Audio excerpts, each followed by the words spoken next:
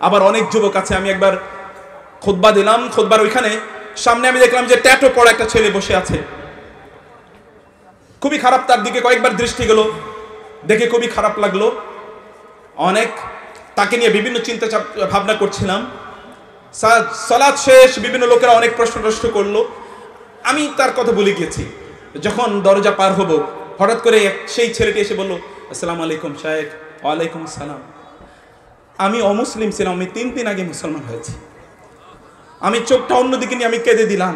এই যুবকটির ব্যাপারে আমি খারাপ ধারণা পোষণ করেছিলাম। He was just converted before 3 days।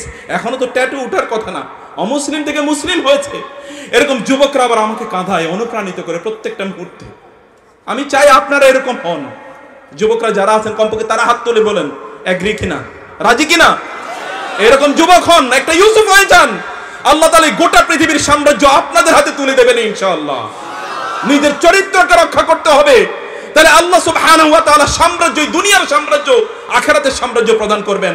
রাসূলুল্লাহ সাল্লাল্লাহু আলাইহি ওয়াসাল্লাম ইউসুফকে মেরাজে দেখে এসেছেন। এত লক্ষ লক্ষ নবী, অন্য সকল নবীরে দেখেন নাই, তিনি কয়েকজনকে দেখলেন, তোর মধ্যে ইউসুফ একজন। কেন? বুঝতে হবে তার মধ্যে আদর্শ আছে, তার মধ্যে আদর্শ আছে। ইউসুফের ঘটনার মধ্যে আমাদের জন্য অনেক শিক্ষার ব্যাপার আছে। রাসূলুল্লাহ সাল্লাল্লাহু আলাইহি ওয়াসাল্লাম যেই বছরে তার জন্য প্রচন্ড কষ্টের, ওই বছর 12তম বছরে আল্লাহ তাআলা সূরা ইউসুফ নাজিল করেন। এটা 12তম সূরা কোরআনের। 12 ভাইয়ের ঘটনা এখানে আছে, তিনি সহ 12 ভাই। নিজকে রক্ষা করা দরকার। তিনি বলছেন আমি কারাগারে প্রয়োজনে যাব, কিন্তু আমার চরিত্রকে আমি নষ্ট করব না। কারাগারে থেকেও তিনি কিভাবে কাজ করেছেন। ইয়া আইয়ুহা ইউসুফ আইয়ুহা সিদ্দিক। একজন ব্যক্তি তার চরিত্রকে বিনির্মাণ করতে হয়, তার ছাত্র বয়সে, তার যৌবনে তার চরিত্রকে নির্মাণ করতে হয়। ইউসুফ তার চরিত্রকে নির্মাণ করেছিল যেমনি ভাবে মুহাম্মদুর রাসূলুল্লাহ সাল্লাল্লাহু আলাইহি ওয়াসাল্লাম নবী হওয়ার আগে সাদিক আল আমিন চরিত্র বিনির্মাণ করেছেন। যখন তিনি সাফা পাহাড়ের পাদদেশে দাঁড়িয়ে লোকদেরকে বললেন, ইয়া মাশারে কুরাইশ, হে কুরাইশ কমিউনিটি, আমি যদি বলি পাহাড়ের অপর প্রান্তে একদল শত্রু আছে তোমাদেরকে আক্রমণ করার জন্য, তোমরা কি আমাকে বিশ্বাস করবে? তারা বলেছিল, কেন বিশ্বাস করবো না, আপনাকে জীবনে কখনো মিথ্যা কথা বলতে দেখি নাই। কেন বলবো না? চরিত্র বিনির্মাণ করতে হয় আগে। ইউসুফরা তাদের চরিত্র আগে বিনির্মাণ করেছে। আমাদের ইউসুফরা কই? আমাদের ইউসুফরা কোথায়? তাদের চরিত্র কোথায়? আপনাদের চরিত্র বিনির্মাণ করেন, নিজেকে রক্ষা করেন, তাইলে এই জাতি রক্ষা পাবে ইনশাআল্লাহ। আল্লাহ তাআলা আমাদেরকে কবুল করে নিন, আল্লাহুম্মা আমিন। আমাদের যুবকরা তো অনেক কিছু জানে না। অনেকে এসে আমাদেরকে এমন প্রশ্ন করে, একজন সেদিন প্রশ্ন করেছে যে বিয়ে করেছে 3-4 দিন আগে, বউয়ের সাথে এখন তালাক খেলতেছে। খেলছে কি নিয়ে? তালাক।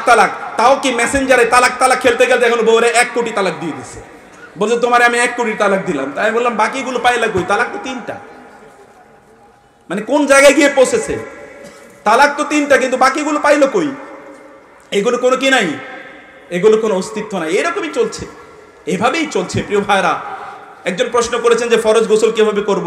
ফরজ গোসল তো সবারই করা লাগবে ইনশাআল্লাহ। যারা বড় হয়ে গিয়েছেন, যারা অ্যাডাল্ট হয়ে গিয়েছেন, যারা তাদের যৌবনে পৌঁছেন, বালেগ হয়ে গিয়েছেন, ফরজ গোসল করার জন্য প্রথমে আমাদেরকে কি করতে হয়?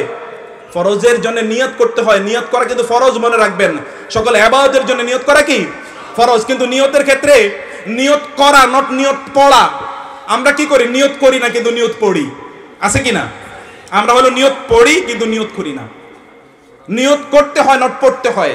এটা তালাফুজের ইস্যু না, এটা অন্তরের ইস্যু। এটা অন্তরের ইস্যু, অন্তরে সংকল্প করা, এটা হলো নিয়ত করতে হয়। বিসমিল্লাহ বলে আপনি আপনার কাজটা শুরু করবেন। এরপরে লজ্জাস্থানগুলো ভালো করে সাবান দিয়ে, বাম হাত দিয়ে ভালো করে ধুয়ে নিতে হয়। তারপরে সাবান দিয়ে 2 হাত ভালো করে ধুয়ে নেবেন। তারপরে কি করবেন? মাথায় একটু হালকা পানি দিয়ে এরপরে তিনি ওযু করে নেবেন। ওযু করার পর তারপরে ডান দিকে তার পানিগুলো ঢালতে হবে। গোটা শরীর তাকে ভালো করে ধুয়ে নিতে হবে। বুঝতে পেরেছেন কি? এবং নাকের মধ্যে এবং কানের মধ্যে যেন পানি ঢুকে, এটা নিশ্চিত করতে হবে। মানে ওযু করার মধ্যে তো আপনি এগুলো করবেনই, তাহলে আপনার ফরজ গোসলটা হয়ে যায়। অধিকাংশ জানেই না যে ফরজ গোসল কিভাবে করবে, জানেই না। এবং এই কারণে বহু লোক তারা হয়তোবা সে বছরের পর বছর সে অপবিত্র হিসেবে থেকেই যাচ্ছে। মহান আল্লাহ তাআলা আমাদেরকে বুঝার তৌফিক দান করুন। আপনারা আজকে একটা শপথ নিতে হবে যে আপনারা কোরআন বুঝবেন ইনশাআল্লাহ। এই শপথ নিতে পারবেন তো? কেবল কোরআনে মাহফিলে আসলেই চলবে না, কোরআন বুঝতে হবে। এই সিদ্ধান্ত এবং অনুপ্রেরণা নিয়ে আমাদেরকে যেতে হবে। হে আল্লাহ, তুমি আমাদের ঘরে ইউসুফদের তৈরি করে দাও, আমাদেরকে ইয়াকুবের মতো কাজ করা তৌফিক দান করো, যিনি বলেছেন ফাসবরুন জামিল ওয়াল্লাহুল মুস্তাআনু আলা মা তাসিফুন। ধৈর্য ধারণ করতে হয়। ওয়াসবির ওয়া ইয়াত্তাকি ইন্নাহু মান ইয়াসবির ওয়া ইয়াত্তাকি ওয়া ইয়াসবির। তাকওয়া এবং ধৈর্য যদি আপনাদের মধ্যে থাকে, তাকওয়া এবং ধৈর্য, এই পৃথিবী ইনশাআল্লাহ যেমনি ভাবে 1200 বছর পর্যন্ত গোটা পৃথিবী মুসলমানদের মাধ্যমে পরিচালিত হয়েছিল, আবার ওই গোটা পৃথিবী মুসলমানদের মাধ্যমে পরিচালিত হবে যদি তাদের মধ্যে ইউসুফের ওই দুইটা গুণ থাকে, তাকওয়া এবং সবর। বিশ্বাস করুন, আপনি হারাম থেকে নিজকে রক্ষা করবেন, আল্লাহর ভয় অন্তরে লালন করুন, গোটা পৃথিবী আল্লাহ তাআলা আপনাদের পায়ের নিচে এসে ফেলে দেবেন ইনশাআল্লাহ। আল্লাহ তুমি আমাদেরকে কবুল করে নাও, তুমি মুসলিম যুব সমাজকে কবুল করে নাও আল্লাহ, তাদেরকে তোমার দ্বীনের উপর দায়েম এবং কায়েম রাখো। আমাদের ঘরে হাজার ইউসুফকে তৈরি করে দাও, মুসলিম সমাজে ইউসুফের বন্যা তুমি বসিয়ে দাও আল্লাহ। হাযা ওয়া সাল্লাল্লাহু সুবহানাহু ওয়া তাআলা আলা নবিয়িনা